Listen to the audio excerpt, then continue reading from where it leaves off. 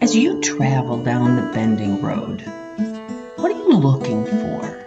Do you have purpose? What is your goal? What is your end game? What are you looking for? I think we all see that a bit differently, and I just kind of had some inspiration from an odd place this week or recently. I've been mulling this over for a while. I want to share that with you today. I'm glad you could join me. How are the bends in your road? Sometimes we're moving too fast and they are hard to navigate, and sometimes we don't even see them coming. I hope your bends are smooth and gentle. But no matter how your road bends, I know that God will see us through. Please remember to give this video a thumbs up and subscribe to our channel to catch other videos along the way. Well, welcome back to the Bending Road. I am glad you're here today, and I'm thinking about just that purpose of life. Most of us don't have like a purpose statement, and I know that the chief end of man, the chief end of humanity, is to glorify God and enjoy Him forever, and that is beautiful. But do we live that? Do we live that every day? Recently, I was thinking about a quote that I heard, and yes, this comes from Captain Spock on Star Trek Beyond. And he says this, he says, "Things have started to feel a little episodic.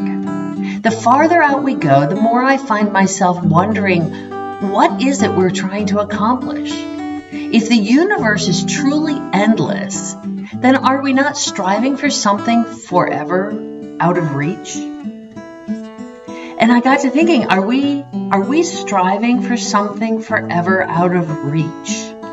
I think of words like wanderlust, right? That strong longing for impulse towards wandering. And I have a bit of that. I like a good adventure. I like to be able to go out and see new things. I wanna just kind of experience things as they come along, and we're kind of shooting for that a little bit in retirement, but that hasn't been my whole life. Although I've had this enjoyment, I get an enjoyment out of moving and changing and new things. I thought about the word rambling, right?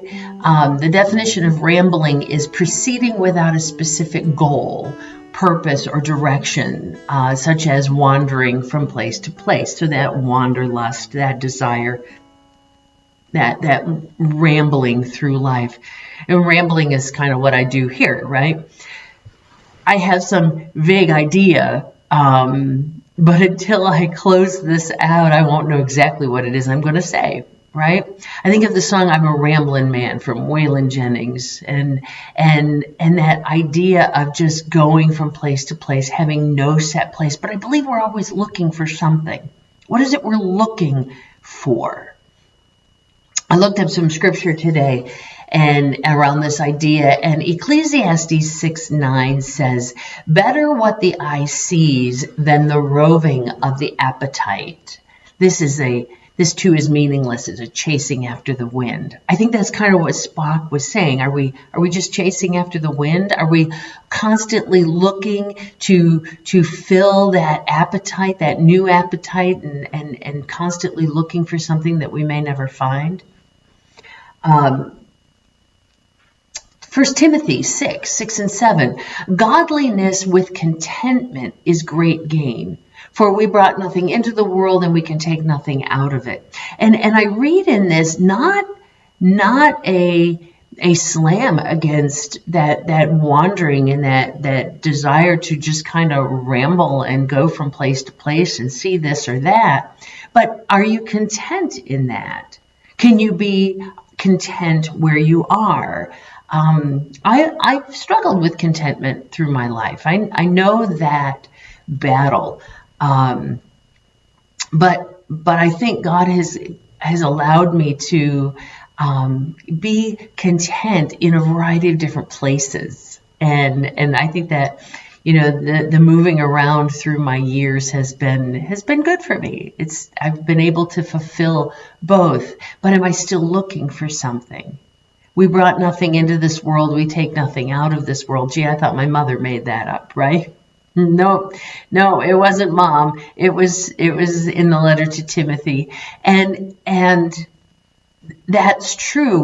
We're always looking for something, and sometimes we're not content with what we have, always striving for more, but none of it is ours to take with us to keep forever. I've always liked Ecclesiastes 12. 12:1 says, "Remember your Creator in the days of your youth, before the days of trouble come, for the years approach when you will say, I find no pleasure in them." So I mean, it is a little depressing, right? But he's talking about those days when you can't do what you once did, when your body doesn't work the way it once did, where maybe you're not as mobile, you're not able to drive, or you're not able to get out much. So before you get to that point, while you're still in your youth, remember your Creator, right? Enjoy God while you are young and have the ability to serve Him with your whole self. And not that you run out of purpose, because you don't. There's things you can do even when you're shut in, when you're not so mobile anymore. People need prayer. People need encouragement. People need phone calls. You can reach out. You can be part of your church. And if you think you can't, check with your pastor. I bet they can make some suggestions. At the end of Ecclesiastes, in Ecclesiastes 12, 13, and 14, he says, "Now all has been heard, and here is the conclusion of the matter. Fear God and keep His commandments.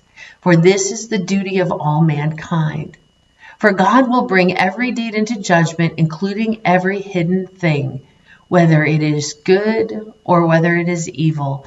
So the whole idea of, back to, enjoying God, glorifying God and enjoying Him forever, keeping God's commands, fearing God, having that healthy fear of God, that we need to be obedient to God, and making that a part of life, even when we're young. I think it's hardest when we're young, isn't it?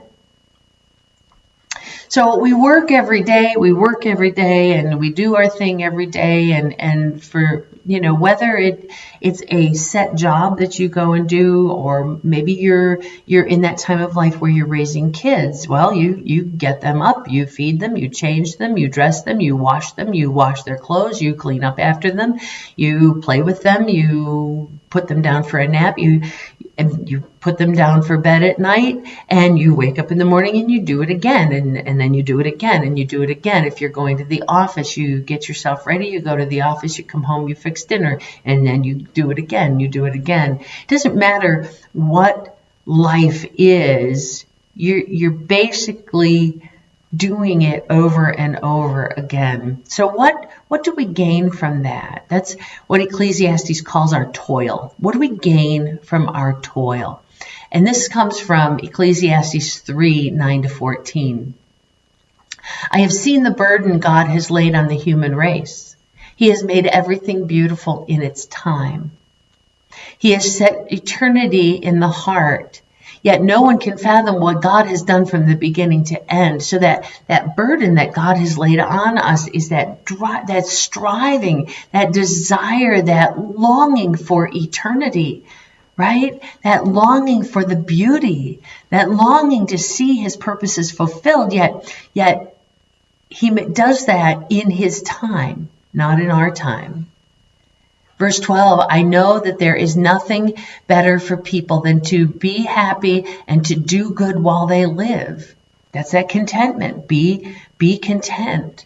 "That each of them may eat and drink and find satisfaction in their toil." This is a gift from God. Our work, our toil, our everyday thing that we do is a gift from God. How do we enjoy that? How do we find satisfaction in that? Verse 14, "I know that everything God does will endure forever. Nothing can be added to it, and nothing can be taken from it." God does it so that people will fear Him.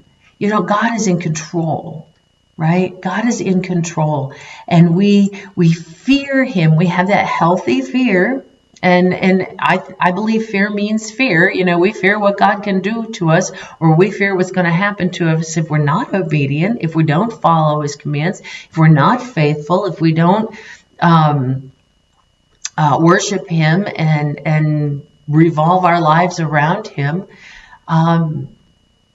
So